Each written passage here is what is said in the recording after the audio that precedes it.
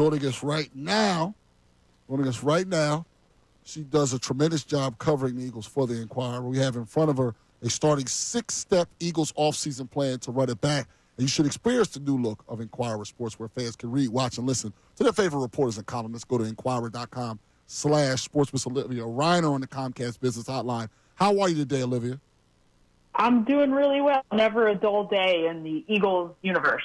No, never a dull day. We were going to talk to you about your story in the offseason, but first things first, we got the news today. Kevin Patullo, offensive coordinator. The way we looked at it is, if you look at the process of the hiring and the timing, it makes sense. What do you think about the hiring, and what do you think about Patullo now that you've been around the team for a couple of years?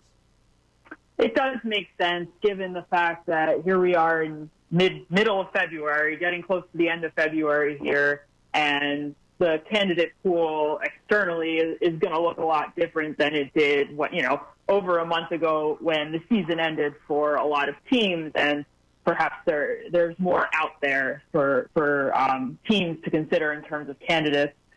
So in that case, here the Eagles are promoting an internal candidate at the end of their season here, shortly after the end of their season, culminating with the Super Bowl win in Kevin Patullo, someone who Nick Sirianni is very well accustomed with, having familiarity with him dating back to almost, I think, 16 years ago when Sirianni took over for Patullo with the Kansas City Chiefs, in terms of taking over in his role as offensive quality control coach at the time. So their relationship started way back then. Ultimately, they were able to work together with the Indianapolis Colts, and then Patullo followed Sirianni over here when he was named head coach of the Eagles. So he's been in the building for the last 4 years and now has this opportunity that he has always aspired toward to officially call plays as an offensive coordinator after being the passing game coordinator over the last 4 seasons. So, I think you can kind of look at this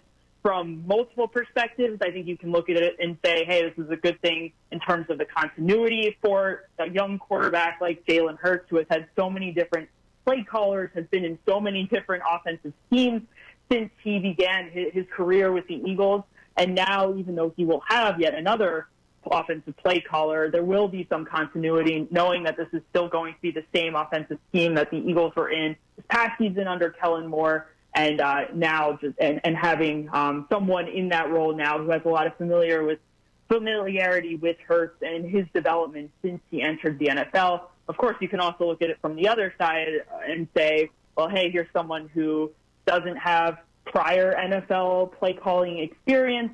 Perhaps there were more experienced, veteran play callers out there that could have also been considered in this process. And we don't know exactly at the moment who else was considered in this process.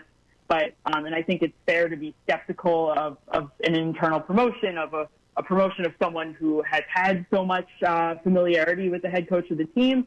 But ultimately, we'll see how it plays out. And I'm sure we're going to be asking those questions of Nick Sirianni and Howie Roseman in just under a week when they speak at the Combine. But, yeah, those are all questions that I have right now, and I'm very intrigued to see how this all plays out. Are there any thoughts that go along with this? Because we've had some callers already call in and talk about this. Is there any worry that Nick Sirianni puts his foot back in that offensive door? I think that is a question, like, in terms of what, like, he'll be involved. Yeah, how much he'll be involved. Especially in the play calling aspect. I think that's a fair question, and that is a question I'm sure he's going to be asked next week, given the fact that Patullo doesn't have that experience at the play calling at the NFL level. I think it's a fair question. It's fair to wonder, but Nick Sirianni still had his fingerprints on the offense, even with Kellen Moore at the helm from the very beginning when Moore was hired. He said repeatedly that this is going to be a meshing of what the Eagles have done in the past and the things that they have been good at with some of Moore's ideas. So to say that Sirianni hasn't been involved in the offense this past season when it was as successful as it was is not, obviously, and I'm not insinuating that's what you're saying, but that's obviously not true. At the same time, it is fair to wonder, and I'm curious to know if Sirianni will be involved in that area in terms of the play calling with Patullo stepping in. But that's a question that I'm sure will be answered in the coming week. We're speaking with Olivia Reiner. She does a tremendous job covering the Eagles for the Inquirer. Your story that went up this morning on Inquirer.com/sports. We're looking at the different six pieces. The one to repeat. The one thing I got to ask you about is Dallas Goedert's contract. It's something that's been on our mind, not because of his play. He's very good when he plays, but because of the money and his durability. And now that he's 30 years of age, how do you think? Could you talk about what you wrote about and how they may go about restructuring that contract to make it a little bit more cap friendly? Yeah, it's definitely one of the questions that is going to be on Howie Roseman's mind or should be on the Eagles' mind as they enter this offseason is what is going to happen with Dallas Goedert. So he has 1 year remaining on his 5-year deal, and he has currently the sixth highest cap hit on the team in 2025 at $11.8 million. And he doesn't have any guaranteed money in the final year of his deal, and typically players won't play on a deal like that if they don't have any guaranteed money. So I would imagine that if he's sticking around, it's going to get restructured in a way that would not only give him some guaranteed money, but then would also lower his cap hit at the same time. Of course, if the Eagles decide to keep Goedert around. And I guess my thinking is the fact that this tight end group that the Eagles have on the roster, at least at the moment, isn't as deep as it is at other positions where they might feel comfortable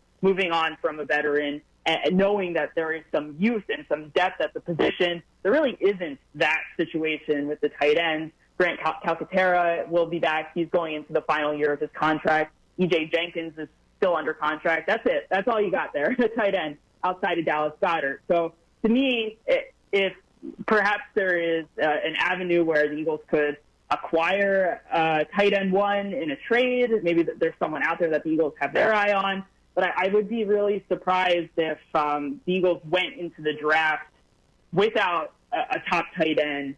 It doesn't seem like it makes a whole lot of sense that they wouldn't already have someone on the roster in that role. And that's not to say that they won't go and draft a tight end of the future, because even if they bring Goedert back this season, I think that's something that they should absolutely do is keep an eye on the future and look ahead to who's going to be next up at that position. So to me, the most logical thing to do, at least at the moment, would be to restructure Goedert's contract.